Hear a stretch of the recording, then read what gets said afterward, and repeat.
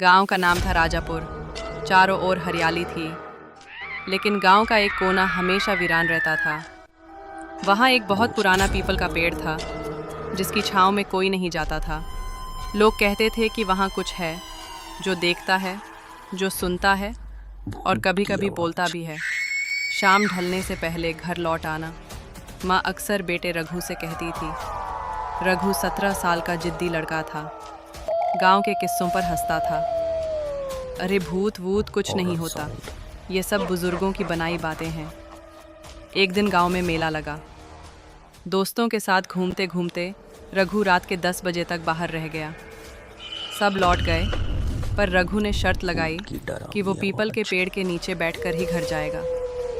अगर मैं आज वहाँ बैठ गया तो मानोगे ना कि भूत नहीं होते। दोस्तों ने मना किया, पर रघु चला गया। रात 12:30 बजे।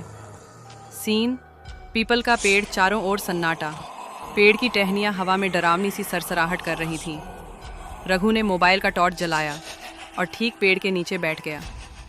जैसे ही वो बैठा, उसके सामने एक आदमी प्रकट हो गया। सफ़ेद धोती, गंदे लंबे बाल, उल्टी आंखें और बर्फ की तरह ठंडी मुस्कान। देर कर दी आने में बेटा, वो बोला। रघु हड़बड़ा गया। कौन हो तुम? वो आदमी हंसा। मैं तो यहीं रहता हूँ, इस पेड़ के नीचे, पिछले 80 सालों से। रघु घबरा गया। तुम इंसान नहीं हो?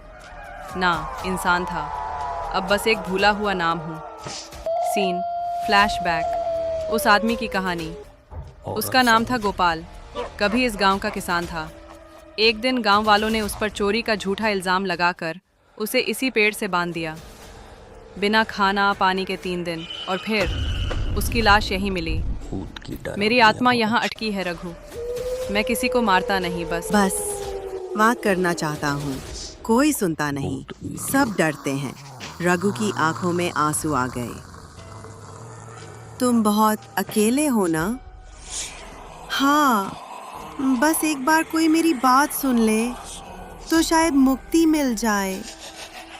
रघु ने धीरे से उसका हाथ पकड़ लिया, पर हाथ छूते ही तेज बिजली सी कौंधी और रघु बेहोश होकर गिर पड़ा। सीन, अगली सुबह।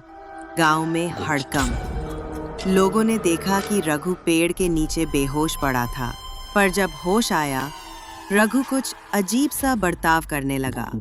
अब वो ज्यादा शांत, गंभीर और कभी-कभी पेड़ से बातें करता था। माँ बाप घबरा गए। तांत्रिक बुलाया गया। तांत्रिक ने पूजा की और कहा, रघु में गोपाल की आत्मा घुस गई है। पर अजीब बात यह है, वो आत्मा शांत है। वो कुछ चाहती है, बदला नहीं। सीन, आत्मा की आखिरी इच्छा। रघु, अब गोपाल की आत्मा, गांव के सामने खड़ा हुआ। मैं चोर नहीं था, मेरी मौत गलत थी, बस मेरा नाम मिटा दिया गया। मेरे खेत भी किसी और के नाम हो गए। मुझे बस मेरा सच वापस चाहिए। गांव वालों को शर्म आई। उन्होंने गोपाल के नाम का एक स्मारक बनवाया और उसकी कहानी स्कूल की किताबों में शामिल की। जैसे ही वो स्मारक बना, रघु अचानक बेहोश होकर गिर पड़ा। सीन, अंत। जब रघु को होश आया, वो पूरी तरह सामान्य था। उसे पिछली रात की कोई बात याद नहीं थी। वो फिर से हंसने लगा, शरारतें करने लगा। पर अब वो हर शाम उस पीपल के पेड़ के पास दिया जलाकर आता था।